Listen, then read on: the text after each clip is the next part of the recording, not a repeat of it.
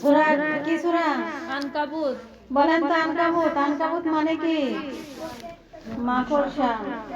একটু মনোযোগ দেন। আমি আল্লাহ তাদেরকে ধরেছিলাম তাদের পাপের কারণে।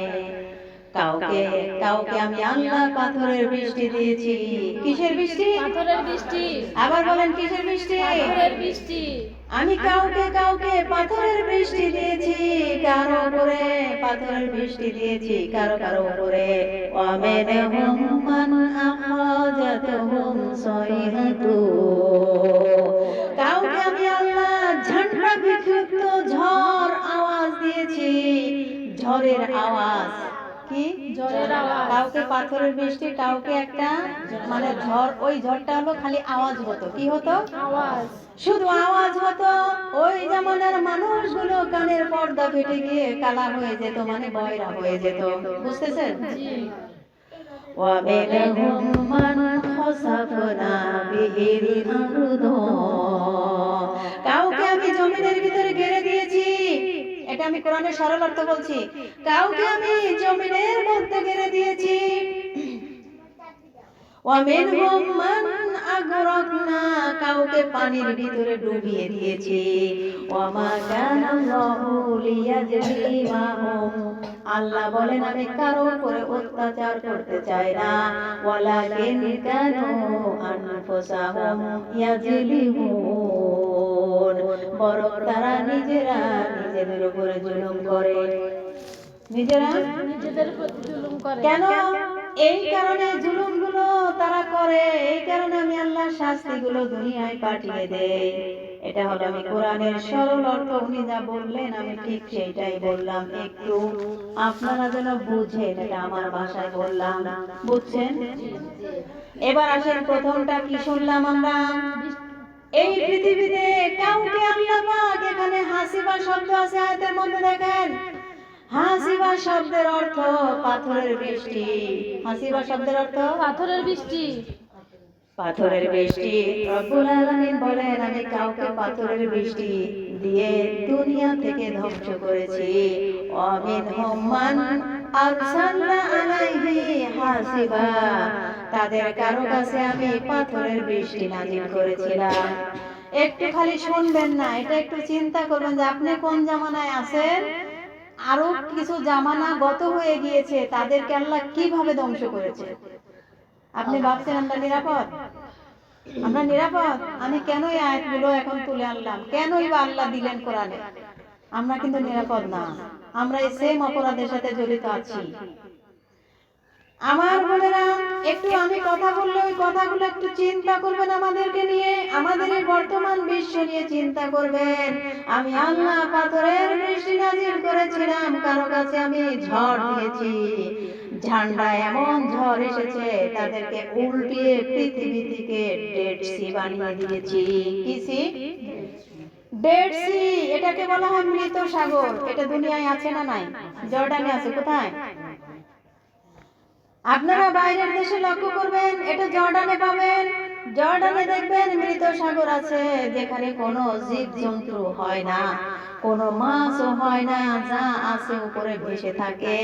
এটা লূত নবীর ওই জামানায়, ওই জামানার ওই জায়গাটা মনে রাখবেন। ওই ডেড সিটা, ওই জায়গাটা জিবরাইল আলাইহিস সালাম তার পাখা দিয়ে একটা বাড়ি দিয়েছিল। কি দিয়েছিল? পাখা দিয়ে বাড়ি দিয়েছিল। এবার একটু চিন্তা করেন, বাড়ি দিল কারণ লূত নবীর জামানার মানুষ কি করত? কি করতে বলেন তো একজন? সমকামিত। নাউজুবিল্লাহি মিন যালিক। জিবরাইল আলাইহিস সালাম তার পাখা দিয়ে ওই ডেড সিটাকে বাড়ি দিয়েছিল, এক বাড়িতে সাগর হয়ে গিয়েছে। এবার আসেন, কোন পাপের কোন শাস্তি, যেটা আমি আজকের আলোচ্য বিষয় লিখেছি, কোন পাপের কোন শাস্তি আল্লাহ দুনিয়ায় নাজিল করেন। কি পাপ করতেছেন, কোন শাস্তিটা আসবে, এটা যদি আমি বলে দেই তাহলে কি আমি কি জ্যোতিষ হয়ে গেলাম? এটা তো কোরআনই আছে।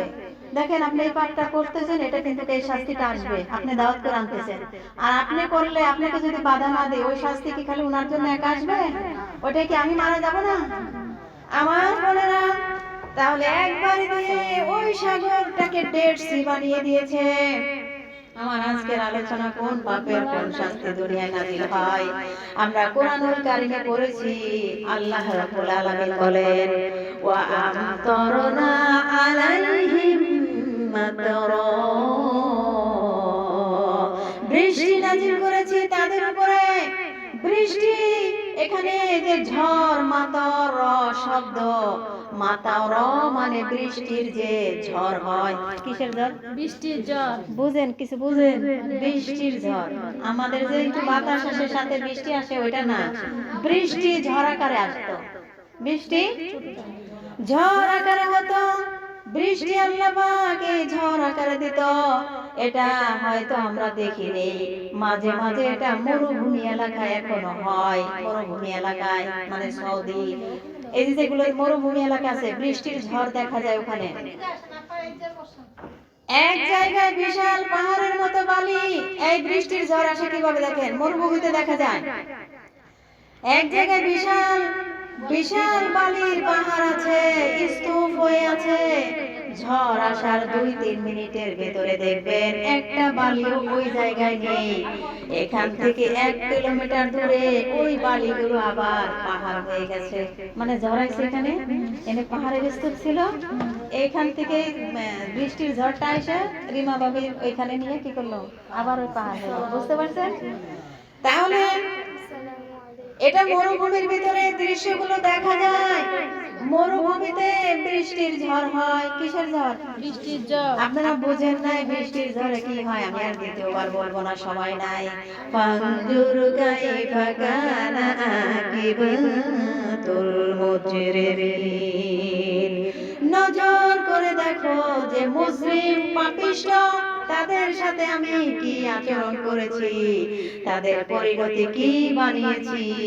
এখানে আল্লাহ একজন নবীর নাম আমাদেরকে শোনাচ্ছেন, তার নাম শুআয়ব নবী। কোন নবী? শুআয়ব নবী। এই এখন যে আয়াত আসবে এখানে শুআয়ব নবীর কথা আসতেছে, সালে নবীর কথা আসবে। এই নবীর কাহিনীগুলো আপনি একটু মাথায় ধরে রাখবেন। কেন এই নবীর কথাগুলো বলছি? এখানে আমাদের কোনো শিক্ষা আছে না নাই?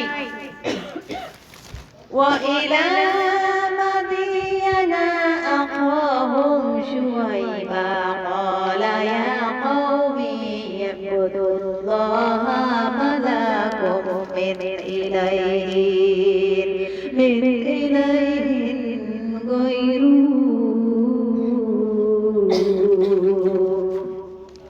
আল্লাহু আকবার বলেন। আমি মাদিয়ান শহরে তার ভাই হযরত শুআয়ব, তার ভাই আমি আগে এক নবীর নাম বললাম না, কি না? আমি তার ভাই হযরত শুআয়ব আলাইহিস সালামকে মাদিয়ান শহরে পাঠিয়েছিলাম। সে শুআয়ব নবী তার জাতির কাছে বলেছে, আমার জাতির লোকেরা আল্লাহর ইবাদত করো। কার ইবাদত? আল্লাহর ইবাদত। আপনার মাথায় যদি একটু জ্ঞান থাকে, এই যে সব নবীরা এখানে আল্লাহর ইবাদত করো দাওয়াতটা যে দিয়েছে, বাল্লিগু ওয়ালাউ আন্নি আয়া, আমাদের প্রত্যেকটা মানুষকে আল্লাহ পাক বলেছেন তোমরাও দাওয়াত দাও, লা ইলাহা ইল্লাল্লাহু মুহাম্মাদুর রাসূলুল্লাহ। এখানে খালি নবীর দায়িত্ব, আপনার দায়িত্ব নাই। আপনি দায়িত্ব পালন না করে ঘরে ঘরে আপনি গিবত করেন কেন?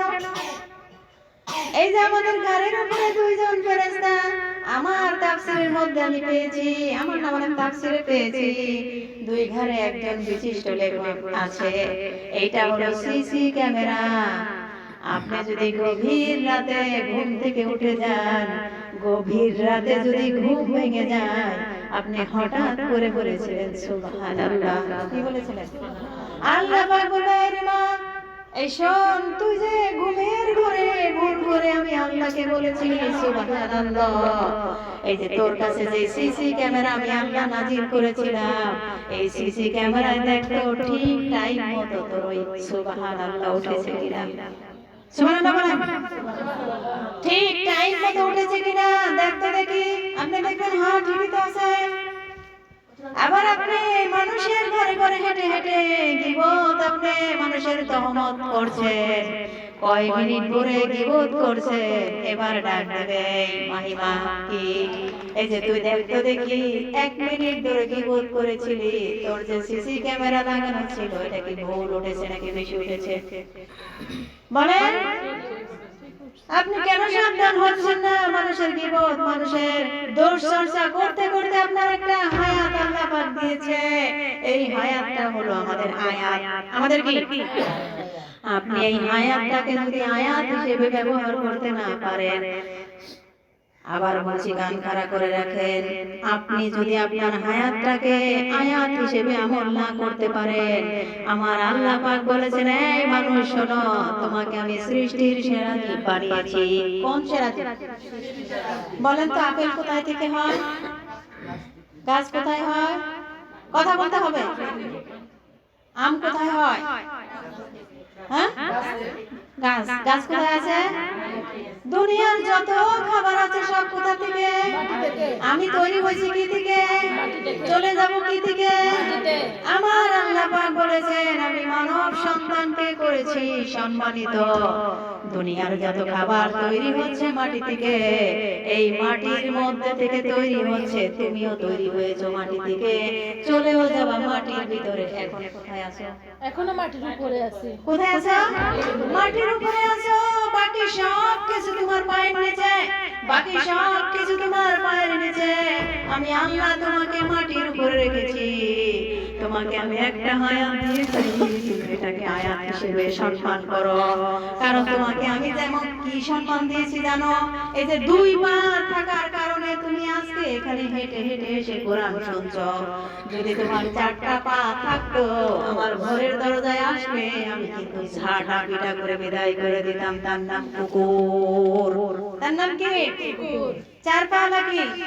আপনি কুকুর হলে আপনাকে আমি কি ভালোবাসতাম? তাহলে আপনার হায়াতটা কি মর্যাদাবান নয়? জি। আপনাকে ফিরে আসতে হবে। আজকের কথাগুলো থেকে আপনাকে অবশ্যই আমার মতো দিনের দায়ী আপনাকেও হতে হবে। আপনিও মানুষকে দুয়ারে দুয়ারে যেখানে যান গীবত নয় তাদেরকে দাওয়াত দিবেন। ইনশাআল্লাহ দেব তো? সব বাদ দেন, জীবনে যেটা হবার হয়ে গেছে ওটা আর সামনে টানার দরকার নাই। আমরা যে কয়টা দিন বেঁচে থাকবো কোনো অন্যায়ের সাথে আর আপোষ করব না ইনশাআল্লাহ। মেয়েরা ওলি হতে পারে, আল্লাহ বিলিভ ইট অর নট, অবশ্যই হতে পারে যদি আপনি ওইভাবে চলতে পারেন। আমার বোনেরা, তাহলে সব নবীরাই দাওয়াত দিয়েছে ইবাদত করা লাগবে কার? এই জন্য শুআয়ব নবীও তার জাতির লোকেদের বলেছে ইবাদত করো আল্লাহর, তার সাথে কাউকে শরীক করবা না, তিনি ছাড়া কোনো ইলাহ নেই। ইলাহ শব্দের অর্থে, ইলাহ শব্দের ব্যাখ্যা আমি পেয়েছি 4টা। কয়টা? 4টা। 1 নম্বর ইলাহ মানে আইনদাতা। কি? আইনদাতা। তার মানে আমাদের পরিবার, আমাদের সমাজ, রাষ্ট্র চালাতে যে আইন লাগে এটা আল্লাহ ছাড়া কেউ দিতে পারবে না। এখন যদি বলেন না আমি আইন বানাবো, আমার আইন তোকে মেনে নিতে হবে, আপনি মানাতে পারবেন তাকে যারা মনে করেন ওই রকম সামসামি করতে রাজি। আমাদের মতো মানুষকে দিয়ে কখনোই সম্ভব হবে না। তাহলে অবশ্যই অবশ্যই ইবাদত করব কার? আল্লাহ। এই দাওয়াতটা কি আমরা আজ দিচ্ছি? আমার একার কি এই দাওয়াতটা দেওয়ার দায়িত্ব? এখানে একটা সোমবারে তালিম হচ্ছে, আপনারা তো একটু দাওয়াত দিতে পারেন। তা না করে কত কথা বলেন, কত গীবত করেন, কত কিছু নিয়ে ব্যস্ত। এগুলো সব একটু বাদ দেন। তাহলে নবীদের দাওয়াত আমি নাম ধরে বলছি। বাংলাদেশে যারা ইসলাম কায়েম করতে চায় তারা কিন্তু এই দাওয়াতটাই দিচ্ছে। বর্তমানে বাংলাদেশে যারা ইসলাম কায়েম করতে চায় তারা কিন্তু এই লা ইলাহা ইল্লাল্লাহ দাওয়াত দিচ্ছে। তারা হলো জামায়াত ইসলাম। তারা কি? তারা জামায়াত ইসলাম। এবার আসেন তো আমরা আল্লাহর বিধান কায়েম করি। এটা কিন্তু 200 বছর 500 বছরের কথা না, এটা কিন্তু হাজার হাজার হাজার হাজার বছর আগের কথা। শুআয়ব নবী তার গোত্রের কাছে গিয়ে বলেছিল, কোন নবী? শুআয়ব নবী। তার সমাজের তার গোত্রের লোকের কাছে গিয়ে বলেছিল, ক্বালা ইয়া কওমি ইবুদুল্লাহ, হে আল্লাহর ইবাদত করো কার? আল্লাহ। ইতুল্লাহ মালাকুম মিন ইলাহি গায়রু, তিনি ছাড়া কোনো ইলাহ নেই। তাহলে ইলাহ শব্দের যে অর্থগুলো, তার প্রথম অর্থ হলো আইনদাতা। কি দাতা? আইনদাতা। আচ্ছা, আমি যদি মাহিমাকে জিজ্ঞেস করি, মাহিমা, মালাকুল মউত পৃথিবীতে আসবে একবার, কয়বার আসবে? আমার কাছে কয়বার আসবে? সবার কাছে একবার একবার আসবে। আমার কাছে কি দুইবার আসবে? কি করতে আসবে আমার কাছে? জান কবজ করতে আসবে। আমি কি ফিরিয়ে দিতে পারবো? সবাই তো না বলতেছেন, কেউ ফিরিয়ে দিতে পারবো না। আল্লাহর কাছে তো যেতেই হবে, মাস্ট বি, এটা জানতেই পারলেন। তাহলে কেন আপনি পরিশুদ্ধ হচ্ছেন না? কেন? কেন সুদ, ঘুষ, জিনার সাথে, পরকীয়ার সাথে, মানুষের গীবত চর্চা নিয়ে এখানে গন্ডগোল লেগেছে, আপনি ওখানে সাক্ষ্য দিতে যাচ্ছেন, জোর করে দৌড়িয়ে দৌড়িয়ে গা উজাড় করে মানুষের গন্ডগোলের ভিতরে যাচ্ছেন? কেন? সময় আছে, সময় আছে। আল্লাহর কাছে যখন যেতেই হবে, ফিরে আসুন। আল্লাহ পাক এই কোরআনে 500 বিধান দিয়েছেন, এই 500 বিধান আপনাকে মানাই লাগবে, মাস্ট বি। আপনি মানবেন, পরিবারকে মানাবেন, এরপরে রাষ্ট্রের মানুষকে। কথাগুলো বলছি খালি শোনার জন্য কি? আল্লাহ ছাড়া কোনো ইলাহ নেই। আল্লাহ ছাড়া অন্যের আইন মানা শিরক। অন্যের আইন মানা, আমাদের এই বাংলাদেশে 15.5 বছর আল্লাহ ছাড়া শেখ হাসিনার আইন মানা হয়েছিল। অতএব শিরকের মধ্যে সবাই হাবুডুবু খেয়েছে। এই শিরক যারা কায়েম করতে চায়, যারা চাচ্ছেন, আপনার কি হবে? নামাজ দিয়ে যারা শিরক কায়েম করতে এখনো চাচ্ছেন, আমি খোলাখুলি বলে দিচ্ছি, যারা এখন বর্তমানে বাংলাদেশে দুইটা দল ছিল, একটা বিএনপি, একটা জামাত ইসলাম। বিএনপির নেত্রী, উনি আমার জানা মতে 2 তারিখে মারা গেছে, কিন্তু এটাকে স্টপ করে রাখা হয়েছে। কেন? যদি ফ্লাও করা হয় তাহলে তো দুইটা দল বাংলাদেশের রাজনৈতিক দল, এক দল এমনিতেই এখন প্রেসিডেন্ট, মানে জামাত ইসলাম এমনি ক্ষমতার চেয়ার পেয়ে যাবে, ওরা তো আর নির্বাচন করতে পারবে না। আপনারা কান খাড়া করে শুনে রাখেন, তারেক জিয়া বাংলাদেশের উনি আমাদের মতো নাগরিক নয়, উনি ব্রিটেনের নাগরিক। অতএব এই বাংলাদেশে বিএনপি দলটা খুবই ভালো, খালেদা জিয়া খুবই ভালো ভালো কাজ করেছে, কোনো সন্দেহ নাই। তার স্বামীও ভালো ভালো কাজ করেছে, কোনো সন্দেহ নাই। কিন্তু এখন তার দলে যারা আছে এরা সবগুলো চোর। এই চোরগুলোকে কি ক্ষমতার চেয়ারে বসানো যাবে? ওরা যদি বসে তাহলে মনে করেন একেবারে আমাদেরকে এই যে হাসিনা যা যা করেছে তার চাইতে দ্বিগুণ আকারে আমাদের কষ্ট দিবে। অতএব তারেক জিয়া ব্রিটেনে আছে, উনি কখনো বাংলাদেশে আসতে পারবে না, আর উনি আসবেও না, কারণ ওনাকে পিছন থেকে সাপোর্ট দেওয়ার মতো কেউ নাই। ওনার মা ইন্তেকাল করেছেন, উনি এখন একা, অতএব উনি আসবে না। বাংলাদেশে একমাত্র, কেবলমাত্র এখন একটাই দল আছে, সেটা কি? দাড়িপাল্লা। মার্কা কি? দাড়িপাল্লা। আমরা চর্মচোখে দেখতে চাই এই দাড়িপাল্লা নির্বাচনের মাধ্যমে আমাদের বাংলার এই 56,000 বর্গ কিলোমিটারকে কোরআন দিয়ে সাজালে কেমন দেখা যায়, আল্লাহ আমাদের এই চর্মচোখে দেখার তৌফিক দান করুন। অতএব আপনাদেরকে আমি খুলাসা করে দিলাম। আমাকে অনেকেই বলে এই কথাগুলো বলা যাবে না, বিদেশ থেকে ফোন আসে, এখান থেকে আসে, ওখান থেকে আসে, এই কথাগুলো বলো না, কারণ তোমাকে মেরে ফেলবে। আমি মরণকে ভয় করি না, কারণ আমি 100 বছর বাঁচতে চাই না। একটা হক বলার কারণে যদি আমাকে মেরে ফেলা হয়, আল্লাহর কাছে শহীদ মৃত্যু চেয়েছি, শহীদ মৃত্যু কবুল হয়ে যাবে। অতএব আপনি যদি আবার একটা ভোট বিএনপিরে দেন, এই ভোটটা পাবে কে? কে পাবে? আওয়ামী লীগ। কে পাবে? খালেদা শেষ, তারেক জিয়া আসবে না, দেশে আসবে কে? হাসিনা আসবে। অতএব হাসিনারে আবার এসে বসতে দিবেন? কবেন যে রাজনৈতিক কথা বলবেন না। কোরআনের আয়াত আমি পেয়েছি, কারণ সবচেয়ে বড় রাজনৈতিক কথাই কোরআনে আছে। আমার বোনেরা যারা দিবার দেনকে আমি সতর্ক করলাম, কারণ আপনার কারণে কিন্তু এই আযাবগুলো আসবে। সালে নবীর জামানায়, শোয়েব নবীর জামানায়, হুদ নবী, লূত নবীর জামানায় যা যা হয়েছে আপনার কারণে আসবে। অতএব আপনার এক ভোটের কারণে যদি আসে আমি সহ শেষ। এই জন্য সতর্ক করছি, সতর্ক হন। আমি যদি শেষ হই আমলরত অবস্থায়, আল্লাহকে সন্তুষ্ট করা অবস্থায়, তাহলে আমি আল্লাহর খুশিতে হয়তোবা জান্নাতে যেতে পারবো। আর আপনি লূত নবীর স্ত্রীর মতো খারাপ হয়ে মূর্তি হয়ে দাঁড়িয়ে থাকবেন, ঠিক কি না? অতএব আমরা ওই জামানায় কথা বলছিলাম, শুআয়ব নবী দাওয়াত দিয়েছে এক আল্লাহর ইবাদত করো, কার? আর আপনি যদি মানুষের তৈরি করা নিয়ম নীতি ফলো করেন, আপনার নামাজ, আপনার রোজা, আপনার ব্যবসা, আপনার পর্দা, আপনার হজ, আপনি এগুলো ধোঁকায় আছেন, এগুলো একটাও কবুল হবে না, একটাও কবুল হবে না। আপনি মানুষের রচিত নিয়ম কানুন মানতে পারবেন না। যদি আপনি মানুষের রচিত নিয়ম কানুন মানেন, আপনার রোজা, হজ, নামাজ, যাকাত, পর্দা সব বিফলে চলে গেল।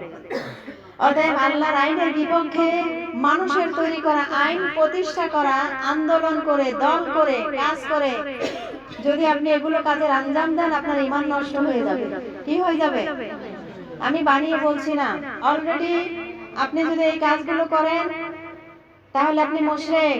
অতএব মুশরিকরা কোথায় যাবে? قد جاءتكم بينة من ربكم, অবশ্যই তোমাদের রবের পক্ষ থেকে তোমাদের কাছে স্পষ্ট দলিল আমি নিয়ে এসেছি। সেই দলিলগুলো কি? এবার আপনি কান খাড়া করে শুনেন। অবশ্যই স্পষ্ট দলিল এসেছে। কোরআন, আপনি কোরআন পড়ছেন কেন? প্রশ্ন করছি, আপনারা কোরআন পড়ছেন কেন? আমি কেন পড়ছি? এই যে শুআয়ব নবী, সালেহ নবী, এই জামানায় কি কোরআন ছিল? কথা বলে। আপনি আর আমি কেন বারবার রিপিট করতেছি? ওই জামানায় কি হয়েছিল আল্লাহ আমাদের কোরআনুল কারীমের মধ্যে তুলে দিয়েছেন। এই জন্য তো এখান থেকে কি শিক্ষা নেবেন? তাদের যে আমি শাস্তি দিয়েছিলাম, এই পাথরের বৃষ্টি দিয়ে ধ্বংস করলাম কেন? পাথরের বৃষ্টি দিয়ে ধ্বংস করলাম কেন? কিসের বৃষ্টি? পাথরের বৃষ্টি আমি দিয়ে কেন ধ্বংস করলাম? শাস্তিটা এখন আমি নাজিল করতে পারি নাকি আল্লাহ পারে না? এখন ওই পাথরের বৃষ্টি আল্লাহ নাজিল করতে পারবে না? না, আমরা অনেকেই আল্লাহর ইবাদত থেকে দূরে সরে আছি, আল্লাহর ক্ষমতা কমে গেছে, কমে গেছে। বা আমরা যদি সবাই মিলে একসাথে বেশি বেশি ইবাদত করি, আল্লাহর ক্ষমতা বেড়ে যাবে, এরকমটা না। অতএব ওই বৃষ্টি এখন আল্লাহ বর্ষণ করতে অবশ্যই পারেন। পাথরের বৃষ্টি হবে, শিলা বৃষ্টি হবে। শিলা যে পরিমাণে নাজিল হয়, এবার আবার মন, দিল, কানের, হৃদয়ের কান খাড়া করে শুনেন। শিলা বৃষ্টি, এই যে জমিনে এতটুকুন দেখেন, এটা কিন্তু এতটুকুন আসে না, অনেক বড় আসে। মন দিয়ে শুনেন। এই যে আল্লাহ পাক বলছেন যে শিলা যে পরিমাণে নাজিল হয় আকাশ থেকে, এটা যদি এইভাবেই পড়তো, মনে করেন 20 কেজি ওজনের একটা শিলা পড়তেছে, সরাসরি আল্লাহ ফাটাইছে, ঠাস করে মনে করেন আমাদের সন্তানমান মাথার উপর পড়ে গেছে, এখন উনি কি সুস্থ থাকবে? 20 কেজি শিলা মাথার উপর পড়লে উনি 70 গজ মাটির নিচে চলে যাবে, সেই আসমান থেকে। কোথা থেকে? এই যে আমি যদি এই যে চশমাটা এখান থেকে আমি একেবারে লক্ষ্য করে মনে করেন এই আপনার গায়ে লাগাই, ব্যথা কতটুকু লাগবে? এই জিনিসটাই যদি 5000 বর্গ মাইল উপর থেকে আসমান থেকে পড়ে, তাহলে কতটা ব্যথা লাগবে, ঠিক কি না? বুঝছেন কথা? তাহলে 20 কেজি ওজনের যদি আপনার একটা শিলা এসে পড়ে, কি হবে একটু চিন্তা করেন। কারো মাথার উপরে যে যদি পড়ে, তাহলে 70 গজ ভিতরে কেটে দেবে যাবে মাটির ভিতরে। এত বিশাল আসমান থেকে আসতে আসতে এই শিলাটা এই বড় আসমান থেকে আসতে আসতে আল্লাহ ছোট করে ফেলে। আমি তাফসিরে পড়েছি যে শিলাগুলো আকাশ থেকে আল্লাহ ছেড়ে দেয়, ফেরেশতারা ওটা ছোট করতে করতে নিচে নামায়। সুবহানাল্লাহ। তার মানে শিলা বৃষ্টি হলো, এই সময় ফেরেশতারা কোন পর্যন্ত এসে পড়ে বুঝতে পারতেছেন? দোয়া কবুল হয় না? ছোট ছোট করে ফেরেশতারা একবারে নিচে নামিয়ে দেয়। ওইভাবে যদি নিচে নেমে আসে দুনিয়ায় কেউ কিন্তু যে 20 কেজি 50 কেজি ওজনের একটা যদি পড়ে তাহলে দুনিয়া থাকবে? তাফসীরের মধ্যে এসেছে ফেরেশতা ওগুলো ধরে ছোট করতে করতে করতে করতে জমিনে একেবারে ছোট করে দেয়, গুটির মতো করে দেয়। সুবহানাল্লাহ। তাহলে এত বড় করে যদি পড়তো, টিনের উপরে পড়লে দেখবে যে টিন ঝাঁঝরা হয়ে যায়। মাঝে মাঝে একটু বড় হলে আমাদের যখন ছোটবেলায় টিনের ঘরে শুইতাম, একেবারে ঠাস ঠাস করে শব্দ হয়, অনেক টিন কিন্তু ফুটাও হয়ে যায়, ঠিক কি না? তাহলে উপর থেকে পড়লেই এমনি তার ওজন থাকে বেশি। মনে করেন যে এই যে আমার হাতে এখন একটা মাইক আছে, অথবা এটা একটা স্টেজ, এই রুমটা কি এমনি এমনি দাঁড়িয়ে আছে? এটার সাথে কি প্যারাক আছে না নাই? এই যে খুঁটি, এটা কি খুঁটি? আমার কথাগুলো খুব মনোযোগ দিয়ে শুনতে হবে। যদি কোন যে না আজকে আর লোক নিতে পারতেছি না, শেষ করে দেন, শেষ করে দেব। তাহলে এই যে মনে করেন একটা স্টেজ, অথবা আমার হাতের মাইক, অথবা এই যে ঘড়ি, ফলো করেন ঘড়ি, ফলো করেন একটা, এগুলো যদি পাথর একটা ফেলে দেন, এর ওজন কতটুকু হবে? 20 তলা বিল্ডিং থেকে এইটা আমি এখন এইখান থেকে ফেলে দিলাম, কতটুকু ওজন হবে? ফেলে দিলে 5 কেজি। এইটা যদি 20 তলা বিল্ডিং থেকে ফেলে দিলে কত পানি হবে? অতএব এতটুকু চিন্তা করতে হবে। আমি আমার কথা বলছি, 2008 অথবা 9 সালে আমি মোটরসাইকেলে চড়েছিলাম। আমার অন্তর 9 সালে পেটে ছিল, মোটরসাইকেলে চড়ে আমার বোনের বাড়িতে যাচ্ছিলাম।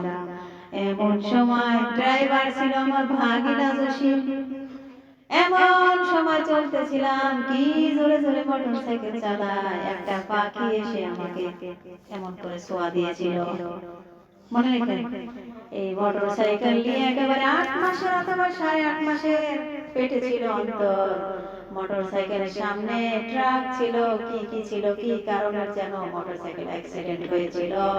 ওই অ্যাক্সিডেন্টের পিছন থেকে একেবারে সামনে বালির স্তূপের ভিতরে আমি গিয়ে পড়ে আমার এই 2 হাত দিয়ে আমি পেটটাকে রক্ষা করেছিলাম।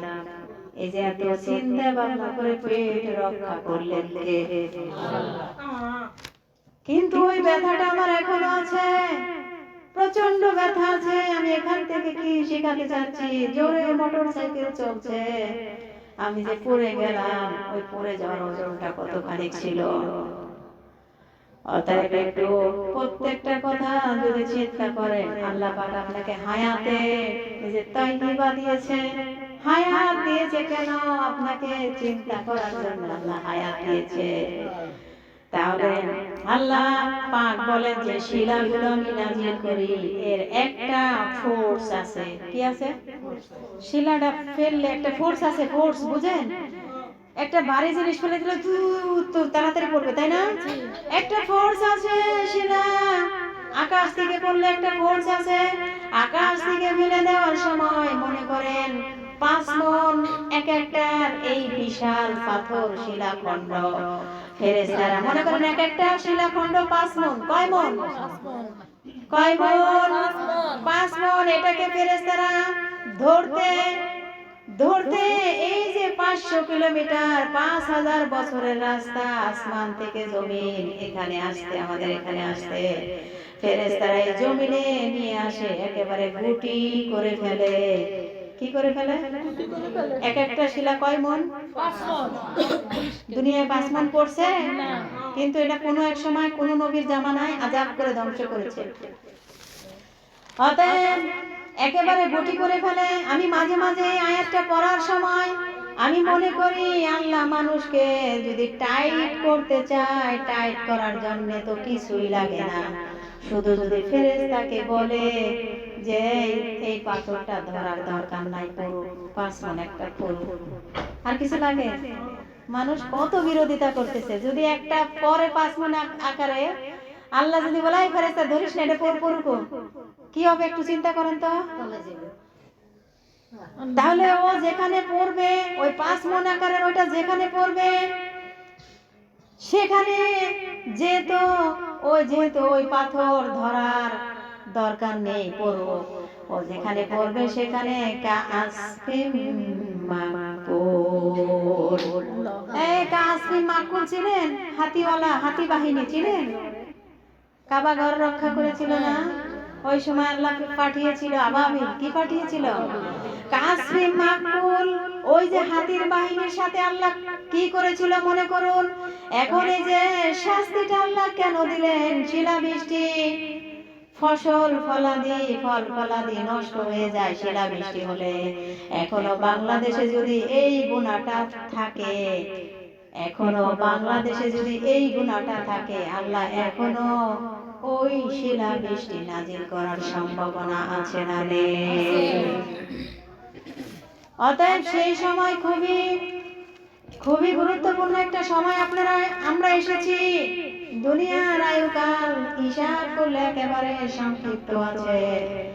অতএব এই আযাবগুলো থেকে যদি বাঁচতে চান, আজকের আলোচনা আপনাকে মনোযোগ দিতে হবে। সূরা আনাম 152 নম্বর আয়াত। কত? 152। কই কি সূরা?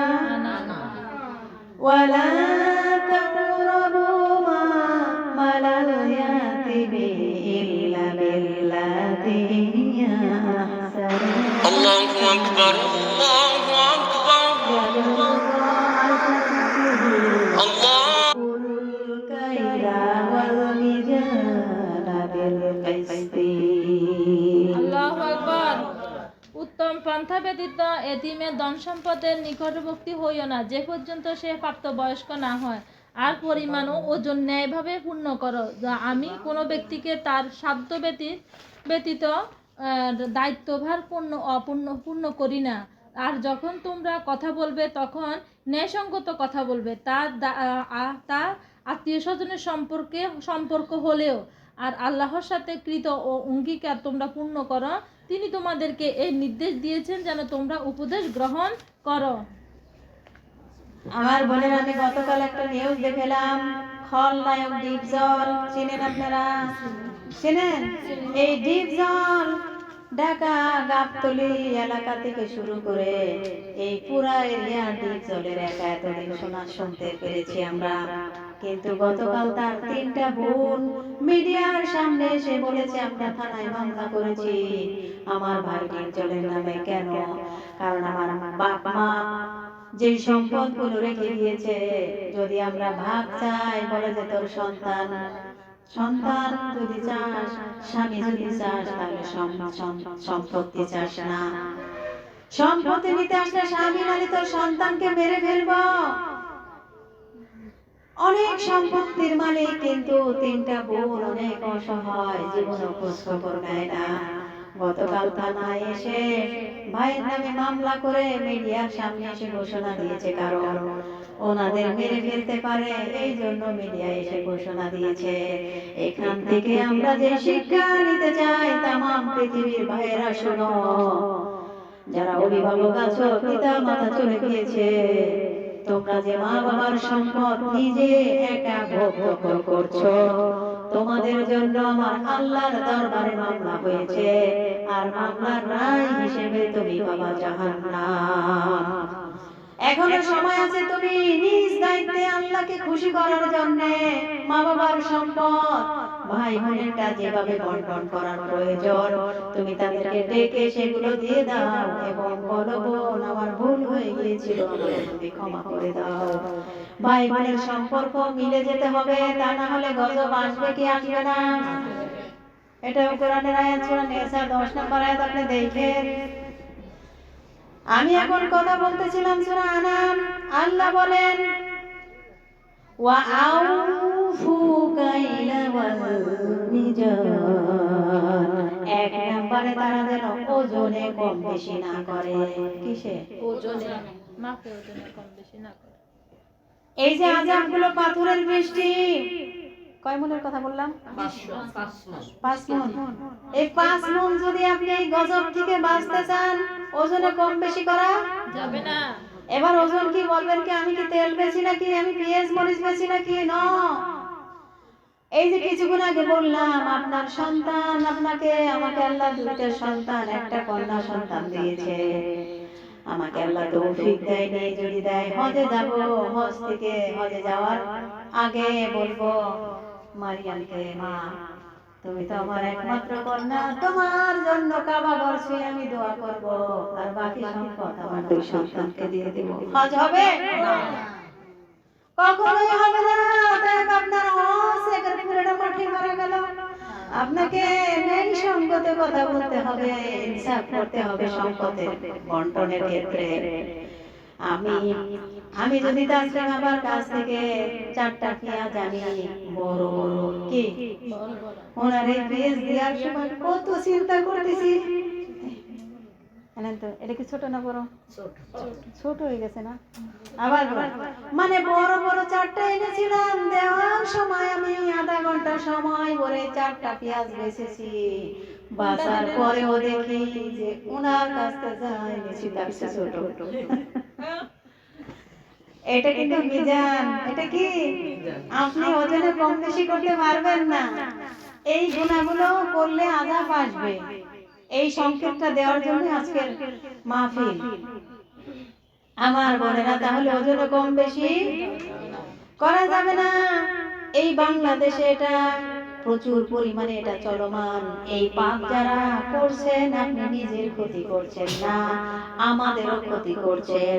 কারণ আযাব আসলে আপনার একলার উপরে হবে না। এই জন্য আপনাকে ইনসাফ, এখান থেকে কি শিক্ষা নিতে হবে? একজন অন্যায় করছে, আপনি বলেন যে এটা করিয়েন না প্লিজ, এটা করলে আযাব আসবে।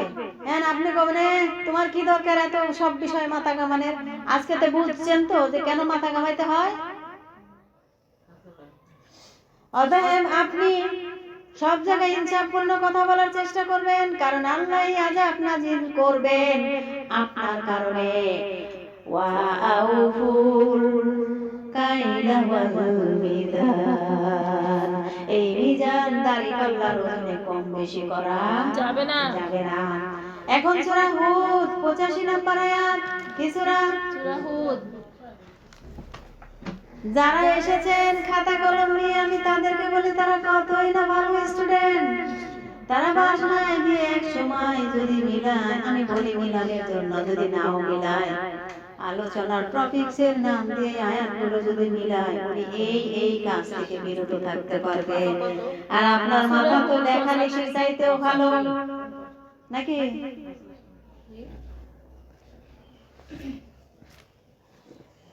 রব্বুল আলামিন বলেন,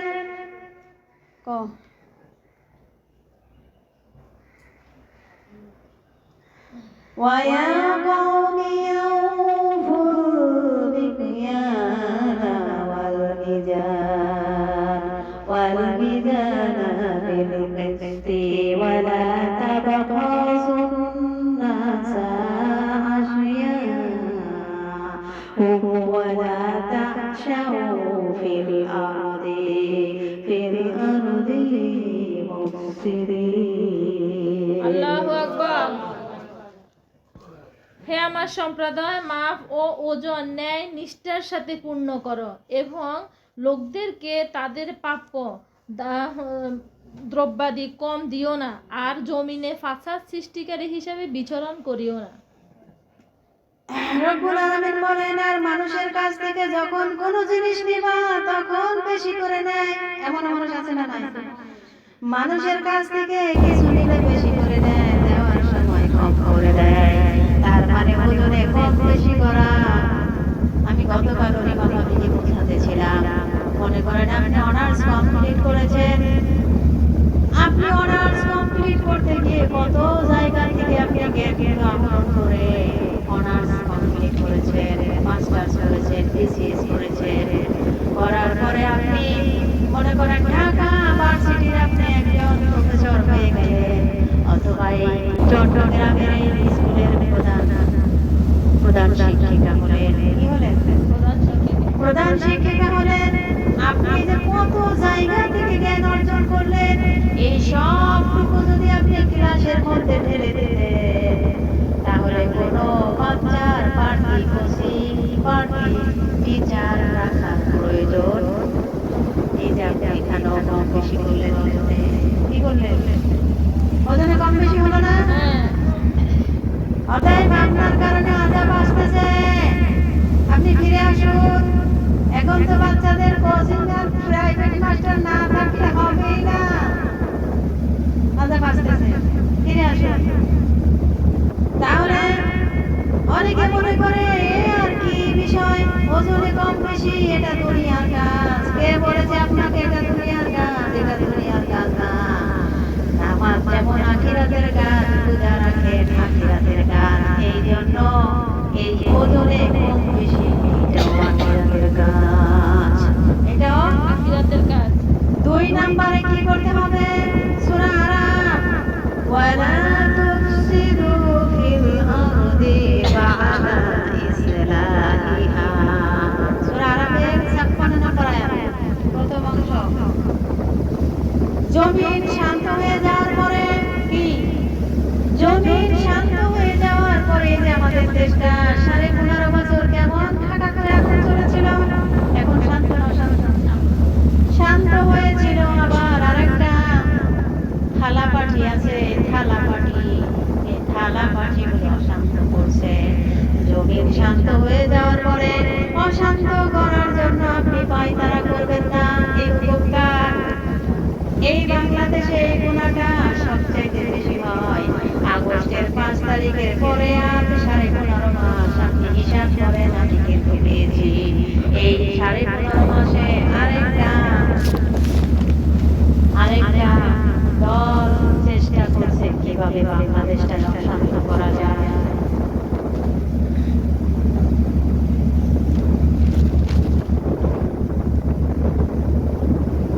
তাহলে এই 15.5 মাসে 31 বার এই বাংলাদেশটাকে অশান্ত করার চেষ্টা করেছে মোবাইলের মাধ্যমে।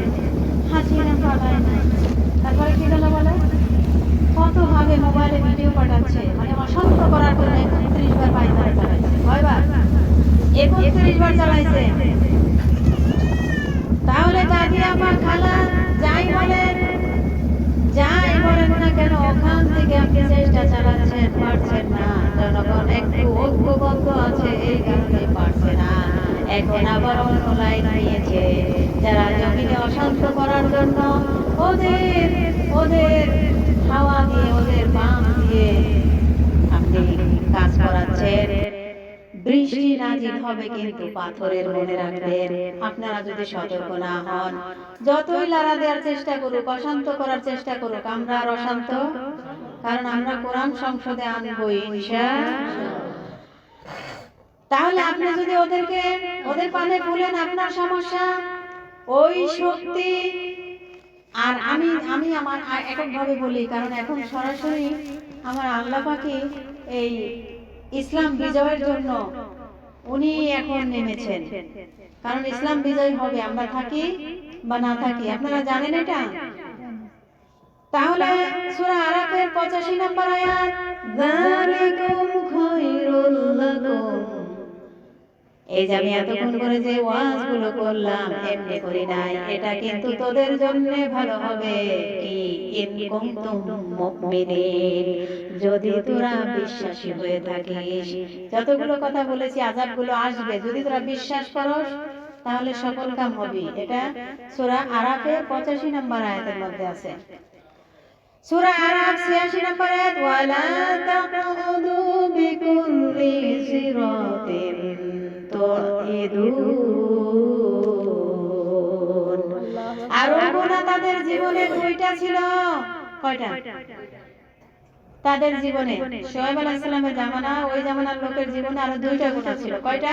2টা। 1 নাম্বার, ওয়ালা তাকুদু, বসে থাকবা না, বিকুল্লি সিরাতিন, প্রত্যেকটি রাস্তার পাশে, তুইদুনা ওয়া তাসুদ্দুনা, মানুষকে ভয় দেখানোর জন্য, আতঙ্কের জন্য রাস্তার মোড়ে মোড়ে উঠ পেতে থাকবে না। রাস্তার মোড়ে মোড়ে উঠ পেতে থাকবে না। বাংলাদেশে কিন্তু এটা এখন হচ্ছে। মারিয়াম কোথায়?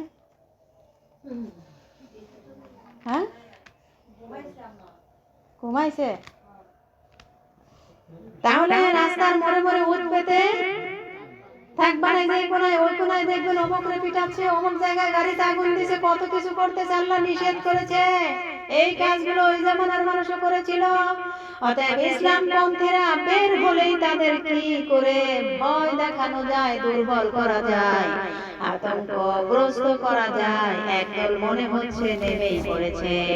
এই আয়াত এখন আমি যে আয়াতটা বললাম যে ইসলামপন্থী মানুষ যদি আমি যদি এখান থেকে এই মনে করেন যে মির্জাবাড়ি এলাকায় যাই দাওয়াত দিতে, এখানে একেবারে গুনে গুনে কয়েকটা মহিলা আমার সামনে এসে বলবে যে না আপনি ভাবি, কি বলবে? আপনার কথা শুনি না, আমরা মানি না, কয়েকজন বলবে। তো ইসলামের কথা বলতে গেলে আপনার তো সমস্যা কেন? কেন আপনার সমস্যা? আমি এই কথাটা বানিয়ে বলিনি, এটাও কোরআনের আয়াত। ইসলামপন্থী মানুষরা দাওয়াতের কাজে বের হলেই আপনি নানান ধরনের তাকে দুর্বল করার চেষ্টা করেন।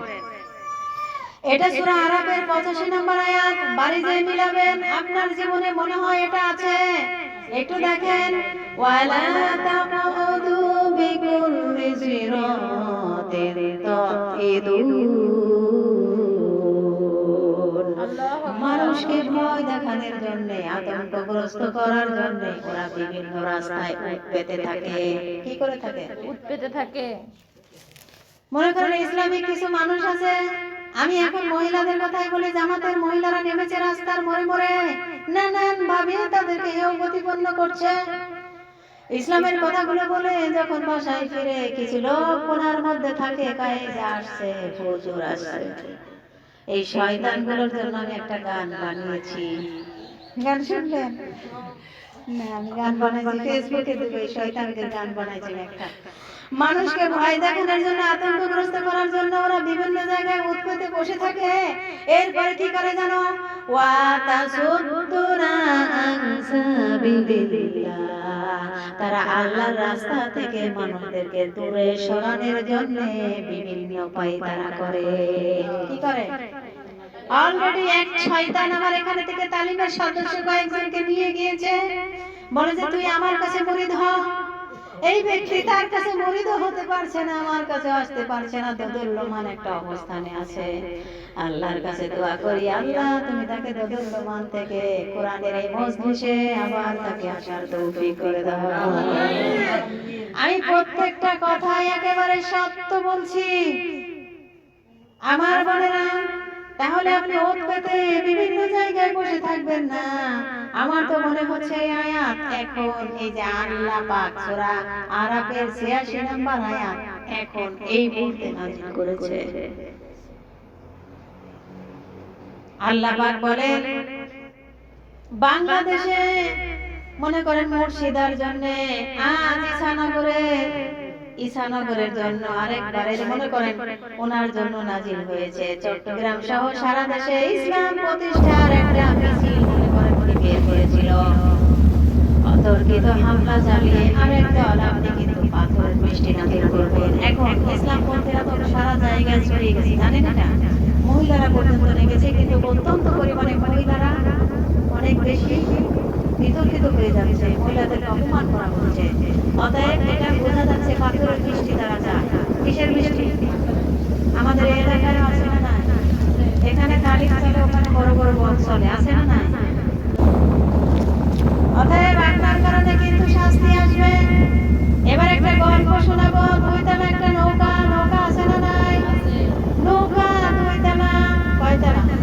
উপর তলায় আমরা আছি, কারা আছে? উপর তলায় আমরা আছি, নিচ তলায় কিছু মানুষ আছে। পানির ব্যবস্থা শুধুমাত্র উপর তলায় আছে, পানির ব্যবস্থা নিচেও আছে। আছে না? খাওয়ার পানির ব্যবস্থা উপরে। তাহলে উপর তলায় শুধু পানি নিতে আসে। আমরা এই কয়জনে যদি বলি এই তুই বারবার কেন উপরে এসে ডিস্টার্ব করিস? হ্যাঁ, তোরও তো পানি আছে, তুই পানি নিয়ে নে কেন? ঠিক আছে, তাহলে আপনি যেহেতু বলেছেন, অনুমতি দিয়েছেন, আমি কিন্তু তাহলে পানি কিন্তু নিচ থেকে নিলাম। কাঠ একটা যদি উঁচা করে, নৌকার কাঠ যদি একটা উঁচা করে, এবার বলেন উপর তলার মানুষ কি করবে? সবাই ডুবে যাবে না? তাহলে আপনি গুনাহ করছেন, আপনি ভাবছেন আমরা বেঁচে যাব, আপনাকে ঠেকাতে হবে। আপনাকে জান আর মাল দিয়ে রাস্তায় যারা আল্লাহর বিধানকে কায়েম করার জন্য বাধা দিচ্ছে, আপনাকে কিন্তু এখানে প্রতিবাদ করতে হবে। তা না হলে কিন্তু শিলা বৃষ্টি, পাথরের বৃষ্টি, আওয়াজ বৃষ্টি, ঝান্ডা বিক্ষিপ্ত আল্লাহ দেবে না। বাংলাদেশে অন্যায়, অত্যাচার, জুলুম, চাঁদাবাজি, দখলবাজি গুলো দেখে মুখ খোলা লাগবে, আপনাকে মুখ খুলতে হবে। এই কারণে অনেকে বলে আপনার এসব বলার দরকার কি, যে যা করছে করুক, হিসাব দেবে সে। অবশ্যই যে যা করছে তার হিসাব দেবে, কিন্তু শাস্তিটা তো সবাইকেই পেতে হচ্ছে দুনিয়ায়। আখিরাতের সাবজেক্ট ভিন্ন। কিন্তু যে মরছে ওই গুনাহ করে, আমার তো ও গুনাহ করছে কিন্তু আমাদেরকেও মারতেছে, আজাব আসবে, আমরাও মরবো না ঠিক?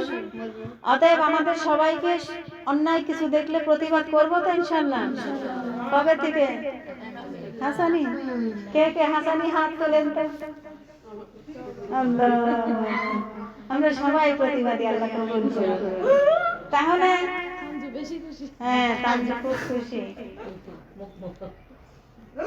তাহলে বাঁচার জন্য হলো তাদেরকে সতর্ক করতে হবে, বাধা দেওয়া লাগবে, আটকিয়ে রাখা দরকার। ঠিক এই জন্য আগামী ইসলাম আসলে দেশে আমরা চাঁদাবাজি করব না, কাউকে করতেও দেব না, তাহলে ওই শাস্তি আর নাজিল হবে না।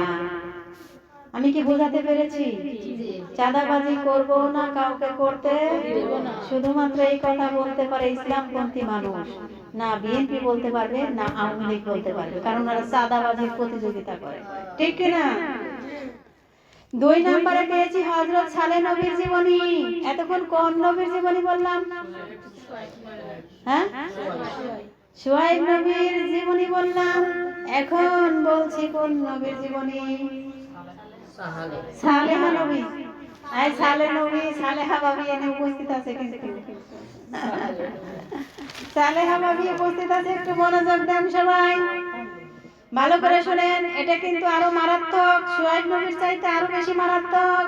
ওয়া ইলা সামুদা আখাহুম সালিহা, স্মরণ করো ওই সময়ের কথা যখন আমি সামুদ জাতির উপরে তাদের নিকটে তাদের ভাই সালেহকে পাঠিয়েছিলাম। সূরা আরাফ 73 নম্বর আয়াত। কি সূরা? 73 নম্বরের সূরা আরাফ।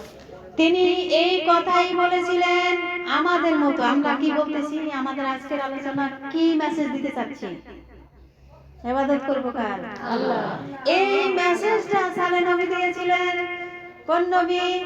ক্বালা ইয়া কওমি ইবুদুল্লাহ, হে আমার জাতির লোকেরা, আল্লাহর ইবাদত করা লাগবে। কার ইবাদত? আল্লাহ। এখানে যতগুলো মানুষ এসেছেন, আমি আপনাদেরকেও সালেহ নবীর মতো বলছি, হে আমার জাতির বোনেরা, ইসলাম মুসলিম বোনেরা, ইবাদত কিন্তু করা লাগবে আল্লাহর। কার? আল্লাহ। শুধু জোহরের নামাজ না, নাকি 5 ওয়াক্ত? ওই যে শীতের মধ্যে এক ওয়াক্ত, এটা মাফ করা যায় না। আচ্ছা, মাফ করে দিলাম, হবে? হবে না। অতএব ইবাদত করা লাগবে কার? আল্লাহর ইবাদত করুন। ঠিক সালেহ নবী এইভাবে আমরাও যে দাওয়াত দিচ্ছি, উনিও সেইটা দিয়েছেন। ইবাদত করা লাগবে আল্লাহর। এই যে কিয়ামতের দিন এই দেশে যারা কায়েম করতে চায়, এই দিন কায়েমের জন্য রহিমা আজকে 13 থেকে 14 বছর শ্রম দিচ্ছে, না খেয়ে, একেবারে বিনা পয়সায়, বিনা পয়সায় শ্রম দিয়ে যাচ্ছে আজকে 13-14টি বছর এই দিন কায়েম করার জন্য। কোন কায়েম? দিন কায়েম। যদি কায়েম হয়ে যায় ভালো, না কায়েম হলে বেলা শেষে আমি বেতন পাবো। বেতনের নাম কি? অতএব আপনারা ওই দায়িত্বটা পালন করুন। আর স্বামী আজকে বলেছে যে এত লেখালেখি করো কেন, একটু তুমি জিরাও না কেন? আমি বলছি, আমি তো চাকরি নিয়েছি, এই চাকরির একটা সময় নির্ধারণ করা আছে, ওই সময় পর্যন্ত আমাকে লিখতেই হবে, কারণ আমি মওদুদ ইসলাম ওনার জীবনী থেকে পেয়েছি, মওদুদি যাকে বলা হয়, অনেক মানুষ আছে ওনারা বলে যে ইসলাম বিরোধী। আমি এখানে লিখেছি মওদুদি। এই লোকটা কিন্তু সবচাইতে বেশি জীবনের লেখালেখি করেছে। কি করেছে? আপনিও লেখালেখি করেন, কারণ এটা চাকরি। এটা কি চাকরি? কার চাকরি? আল্লাহর চাকরি। আমি মানুষের কাছে কোনো নাম্বার চাই না, যদি চাই আল্লাহর কাছে চাইবো, মরণ পর্যন্ত চাইবো এবং লিখতেই থাকবো ইনশাআল্লাহ। তাহলে আমাদের নামের উপরে আজকে কারা কারা যেন ট্যাগ লাগিয়ে দিয়েছে, আমরা নাকি মওদুদি। আমরা কি? অনেকেই বলে ওহাবি, বলে কি বলে না, আবার অনেকে বলে মওদুদি। পৃথিবীতে ইসলাম একটাই, ইসলাম একটাই, সেটা হলো মদিনার ইসলাম। কিসের ইসলাম? মদিনার ইসলাম। মওদুদির ইসলাম নয়, মদিনার ইসলাম। কিসের? মওদুদি ও মদিনার ইসলামের অনুসারী ছিলেন। যিনি মওদুদি, আপনি মওদুদি মওদুদি বলছেন, উনি মদিনার ইসলামের অনুসারী ছিলেন। মদিনায় যে বিশ্ববিদ্যালয়টা আছে, ওই বিশ্ববিদ্যালয় প্রতিষ্ঠা যারা যারা পরামর্শ দিয়েছে, মাওলানা মওদুদি একজন। এর মধ্যে আপনি কার বিরুদ্ধে কলম ধরেন, কার বিরুদ্ধে কলম তোলেন টের পান। আপনার জীবনে কি আছে এমন? বলেন, কি আছে এমন আপনার জীবনে? আছে কিছু? কিন্তু মওদুদি উনি কেমন এক ব্যক্তি ছিলেন দেখেন, শুধু আলিফ বা তাসা, এই যে মুর্শিদা আমার জীবনে আলিফ বা তাসা, এই আমাদের ওস্তাদ যে আছে আলিফ বা তাসা পড়াচ্ছেন, সর্বোপরি কোরআন পড়ানো মানুষকে শেখাচ্ছেন। এতটুকু তো, এই এতটুকুই আমরা করছি। কিন্তু মাওলানা মওদুদি রহমাতুল্লাহ আলাইহির জীবনে যে খেদমত করেছেন, তার জীবনে যে খেদমত করেছেন, আপনাকে যদি ওই রকম 500 বছর হায়াত দেওয়া যায়, আপনি কিছুই করতে পারবেন না। আপনি শুধু খান, জনমের খাওয়া খাইতেছেন, খাওয়া নিয়ে ব্যস্ত। কিন্তু মাওলানা মওদুদির জীবনের মতো 500 বছর আপনারা দিলে আপনি এরকম কিছু করতে পারবেন না। অতএব মাওলানা মওদুদিকে নিয়ে কেউ যদি কোনো কথা বলে, আপনি জানতেন না, আজকে জানবেন। উনি, আপনি বাজারে যদি যান, ওনারই সবচেয়ে বেশি বই পাবেন। কি পাবেন? বই। প্রেমের কাহিনী নয়, হাদিস আর কোরআনের রেফারেন্স দিয়ে উনি বই লিখেছেন। বুঝতে পেরেছেন? এই জন্য এই যে বঙ্গবন্ধু, উনিও ভালো, জিয়াউর রহমান উনিও ভালো, ওনাদেরকে নিয়ে আমাদের বাজে মন্তব্য করার কোনো দরকার নেই, কারণ মরে গিয়েছে, তার হিসাব সে চলে গিয়েছে, তার হিসাব সে দিবে। কিন্তু যারা আছি আমরা যেন ওই রকম কোনো অপরাধ না করি। অপরাধের জন্য দুনিয়ায় শাস্তি নাজিল হলে শুধু আপনি মরবেন না, আমরা সবাই মারা যাব। সবাই মারা যাব না?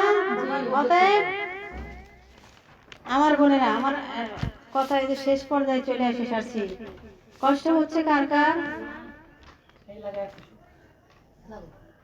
তাহলে শাস্তিটা বলছি, ওইটা তো গেল পাথরের বৃষ্টি। এখন কোন নবী?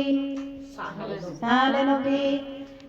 এটা হচ্ছে আল্লাহ পাক তাদেরকে বায়ু দিয়েছিলেন, বাতাসের ঝড়। কিসের ঝড়? বাতাসের ঝড়। বাতাসের ঝড় দিয়েছিলেন। ওয়ামিন আখাজাতহুস সাইহাতু, আল্লাহ বলেন ঝান্ডা বিক্ষিপ্ত, ঝান্ডা দিয়েছিলাম, ঝড় দিয়েছি, এমন কঠিন ঝড়।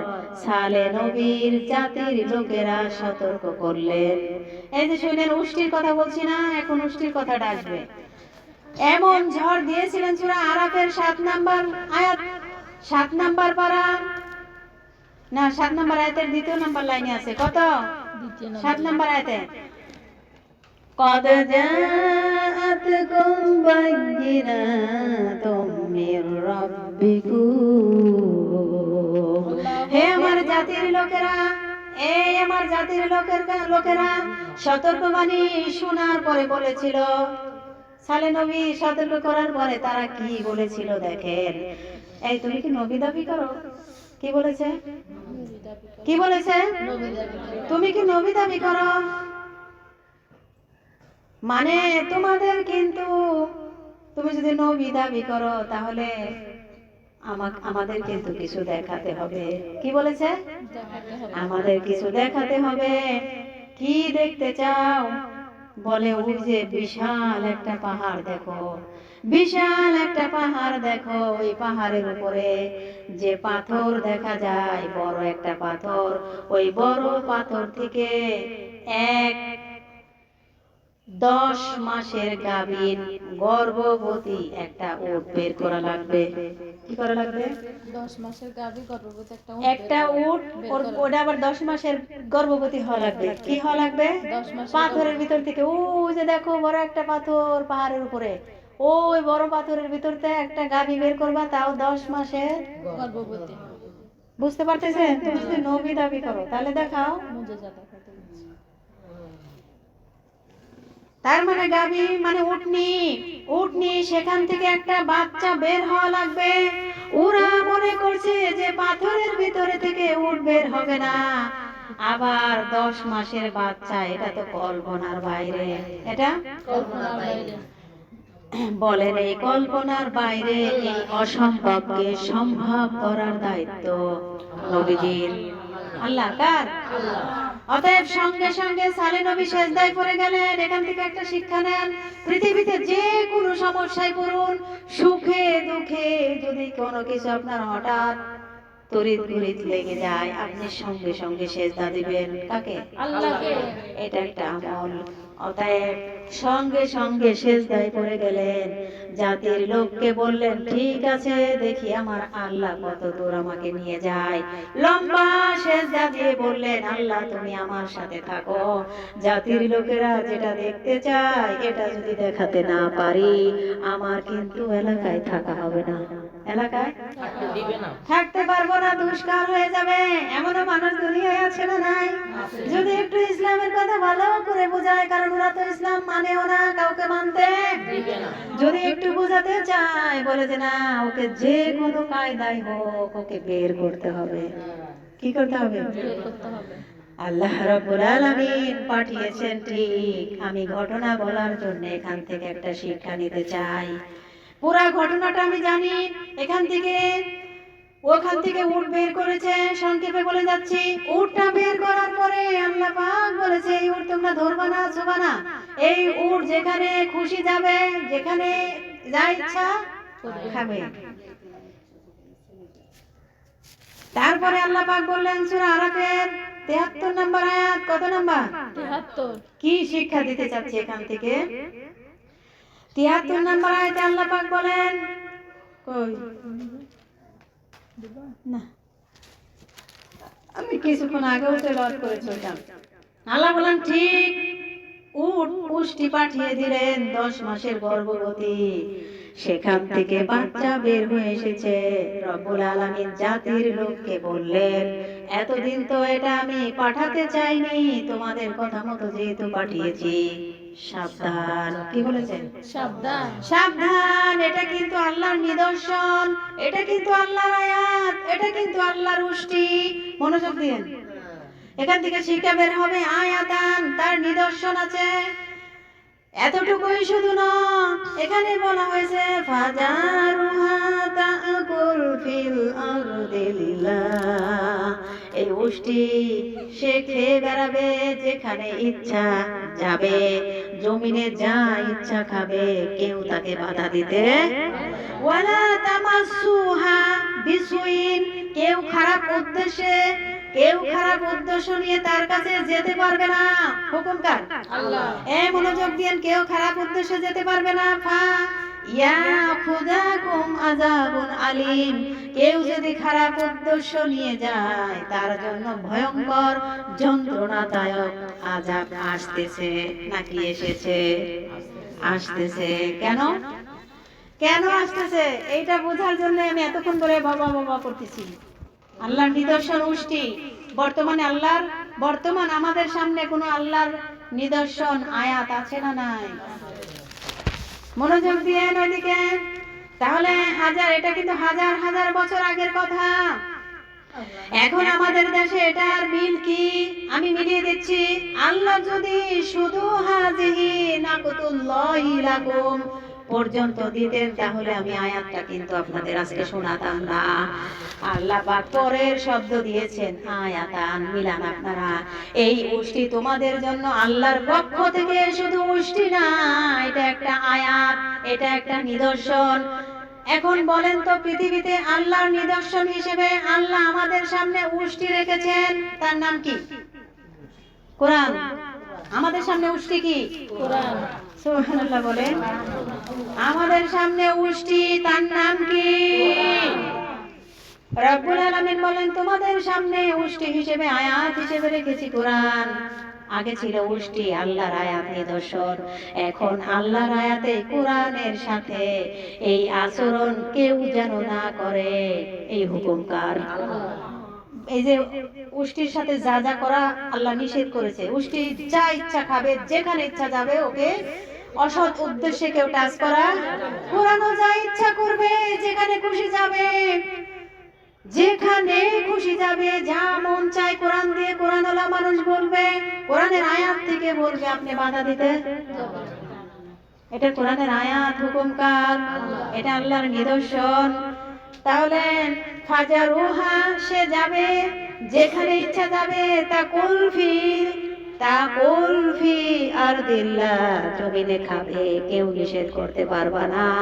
আল্লাহর কোরআন, আল্লাহর নিদর্শন এখন এই জমিনে আছে, এই কোরআনও যেখানে ইচ্ছা যাবে, যেখানে ইচ্ছা ধরবে, কেউ নিষেধ করতে পারবে না।